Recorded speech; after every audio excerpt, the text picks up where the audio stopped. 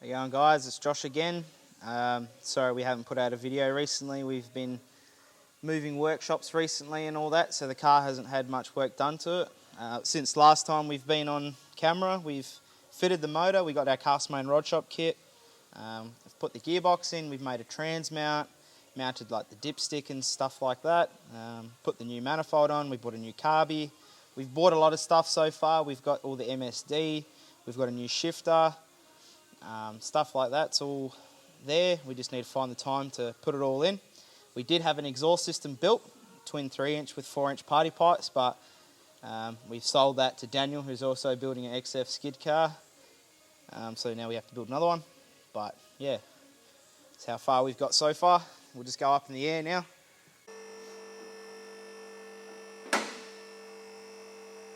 As you can see, motor's in. Cast main kit just fits mint. So thanks to those guys for making a really good kit. We've got our built turbo 350 that the guys at All Fast built. Our billet converter. We've also got a cross member that I fabricated. Just knocked it up out of the standard one, just put a bit of flat plate on the middle, welded it, and we're all good. We've got our shift cable that we need to hook up to our box once we put the shifter in. Our diff is now fitted. This is our welded 3.5 diff gears. It's about all we've gotten done. We did have an exhaust, like I said, but we've had to sell that to Daniel to get his car ready for Burnout Boss this weekend. But we'll make another one, probably a bit better than the last time. Make it a bit louder. But yeah, it's coming together slowly. Taking our time because we want to build a clean and reliable skid car. Don't really want to just slap something together. So hopefully this one turns out pretty nice. So we're running the MSD LS series ignition control box.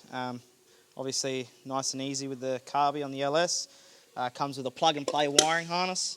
This just plugs onto the LS and then plugs into the box and you're pretty well good to go. So that's just that. We bought that from the guys at Chris Mills, so thanks to those guys. B&M Pro Ratchet shifter. We just went for the Pro Ratchet because it's just a skid car. We thought we weren't going to overcapitalise and buy some expensive shifter, so we're just going to run that one for now. It's going to do the job. So once again, thanks to the guys at Chris Mills for that. Our Quick Fuel 750 double pumper mechanical secondaries. As you can see it there on the car, we also bought an Aeroflow fuel rail for it. Once again, thanks to the guys at Chris Mills for looking after us. We really do appreciate it. Yeah, all that's really left now is to put the wiring harness on, plug the box in. We need to do a cooling system. We need to fab up some water tanks so we can hold more water. Obviously keeps the car cooler because it's a more volume of water.